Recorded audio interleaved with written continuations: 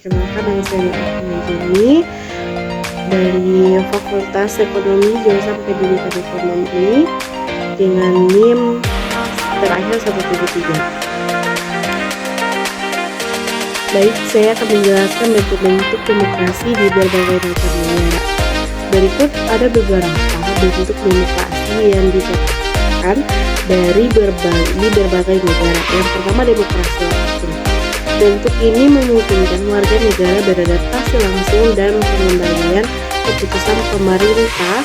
Hal ini berarti masyarakat bisa langsung memilih atau memberikan suara pada undang-undang atau keputusan tertentu tanpa melalui perwakilan. Contoh utama dari demokrasi langsung adalah Swiss, terutama di tingkat lokal atau kanton, di mana warga dapat berpartisipasi dalam referendum dan inisiatif rakyat untuk memutuskan isu-isu penting. Yang kedua ada demokrasi perwakilan representatif, yaitu dalam bentuk ini warga negara memilih perwakilan yang akan membuat keputusan atas nama mereka. Demokrasi perwakilan memungkinkan orang untuk memilih anggota parlemen atau pemimpin pemerintah yang akan mengambil keputusan politik untuk rakyat. Bentuk ini sangat umum dan banyak diterapkan termasuk di negara-negara seperti Amerika Serikat, Indonesia, dan India.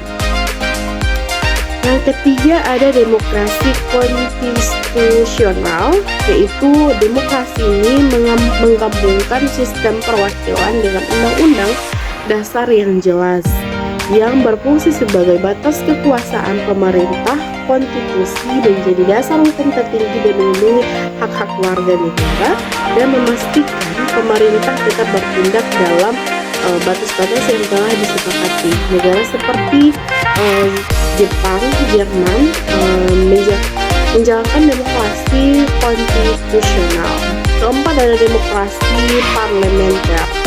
Dalam demokrasi parlementer, kepada pemerintah dipilih dari anggota parlementer, biasanya terdapat pemisahan antara kepala negara dan kepala pemerintah. Parlemen memiliki kekuasaan tinggi dan Perdana Menteri bertanggung jawab atas kebijakan pemerintah sehari-hari. Inggris dan Kanada adalah contoh negara yang menganut demokrasi parlementer tersebut. Berikut yang kelima ada demokrasi presidensial, yaitu dalam demokrasi presidensial presiden dipilih langsung oleh rakyat dan memiliki kekuasaan eksekutif terpisah dari parlemen. Presiden bertanggung jawab atas jalan pemerintah dan pemisahan antar eksekutif, legislatif, dan yudikatif biasanya cukup jelas. Contohnya adalah Amerika Serikat dan Brazil. Yang keenam itu ada demokrasi liberal, di mana jenis demokrasi ini menekankan perlindungan hak individu dan kebebasan sipil dalam kerangka hukum yang demokratis. Ini berarti pemerintah diatur untuk menghormati hak asasi manusia atau kebebasan pers dan perlindungan minoritas baik di negara Eropa Barat seperti Norwegia dan Swedia dikenal menerapkan prinsip-prinsip demokrasi liberal tersebut.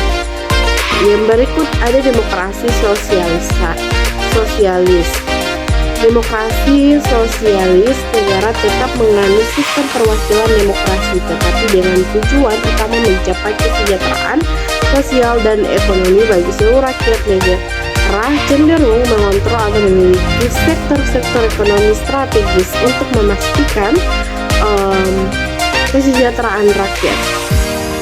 Venezuela adalah salah satu negara yang mengadopsi prinsip-prinsip demokrasi sosial tersebut. Bentuk demokrasi ini menunjukkan keragaman sistem politik yang disesuaikan dengan konteks sejarah, sosial, dan budaya masing-masing negara. Itulah bentuk-bentuk demokrasi di berbagai macam negara. Sekian dari saya. Wassalamualaikum warahmatullahi wabarakatuh.